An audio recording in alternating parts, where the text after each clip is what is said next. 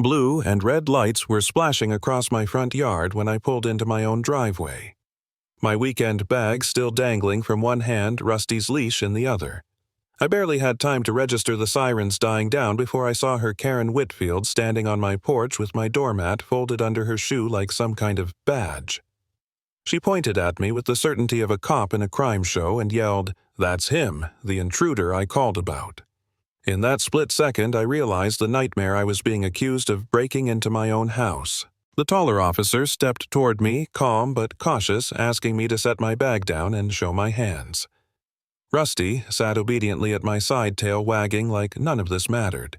I handed over my ID, my keys, even pulled out my insurance paperwork from the glove box.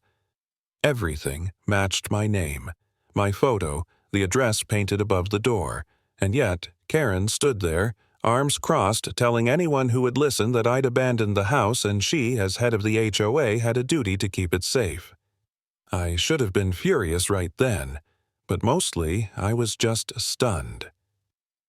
How did my safe place, the one thing I'd rebuilt after my divorce, turn into a stage for my humiliation? From the moment I moved into Pine Meadows 3 years ago, Karen made it her mission to remind me I was living under her rules.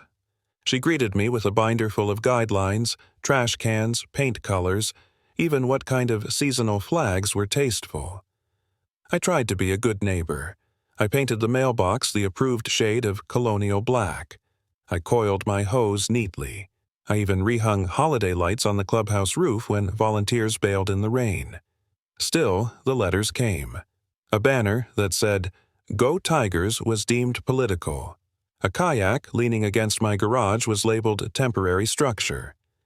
Each envelope signed with Karen's neat handwriting, always ending with, "Thank you for keeping Pine Meadows beautiful." I told myself patience was better than war.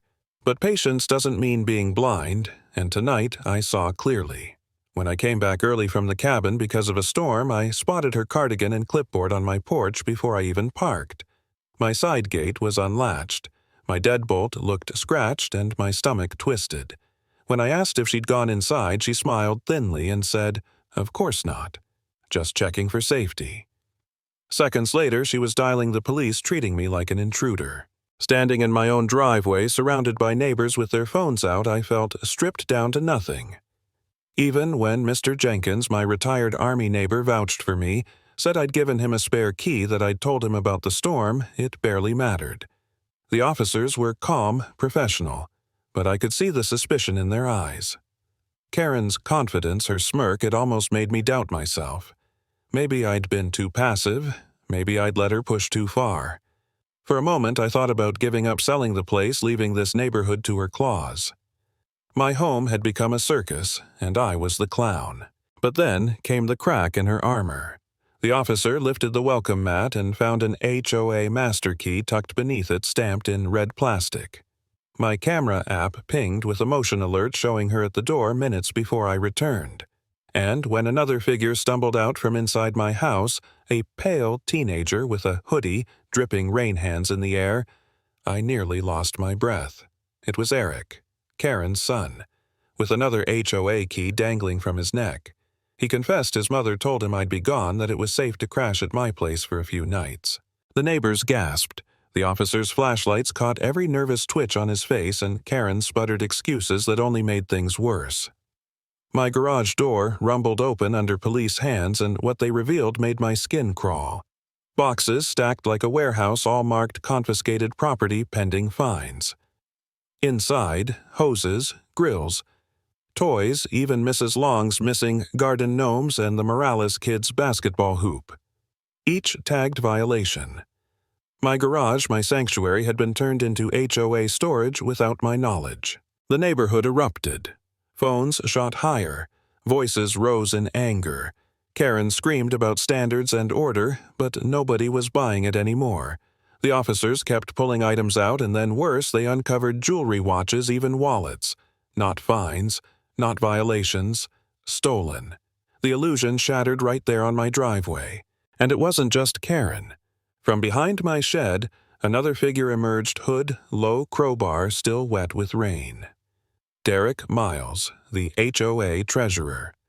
the quiet man who always nodded politely at meetings, caught red-handed.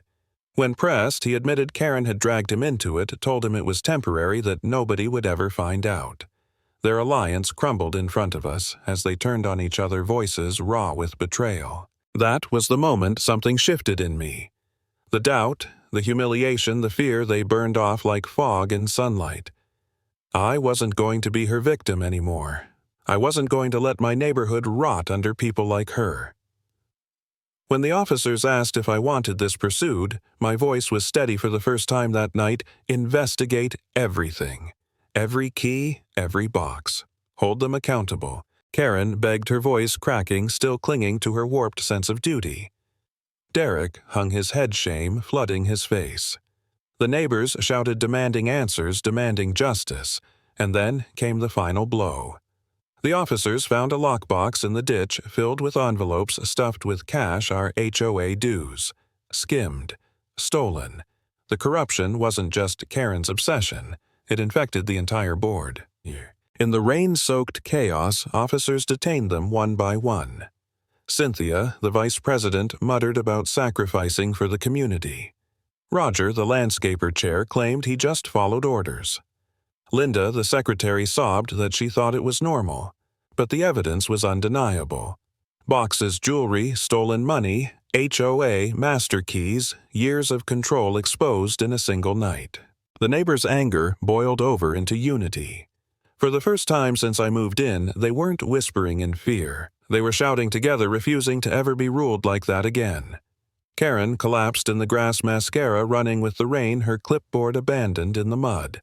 She wasn't the queen of Pine Meadows anymore. She was just a broken woman whose empire of control had turned to ash. I stood there, soaked, heart pounding. Rusty pressed against my leg. My garage was full of stolen memories. My home, violated, my trust shattered. But I wasn't alone. The neighbors had seen it all. The police had proof. The HOA's iron grip was finished. And in that moment, as Karen screamed her last desperate defenses, I knew the tide had turned. She had built her throne on fear and fines, but tonight it all came crashing down. And the only thought running through my mind was, this power built on control always collapses when the truth comes to light.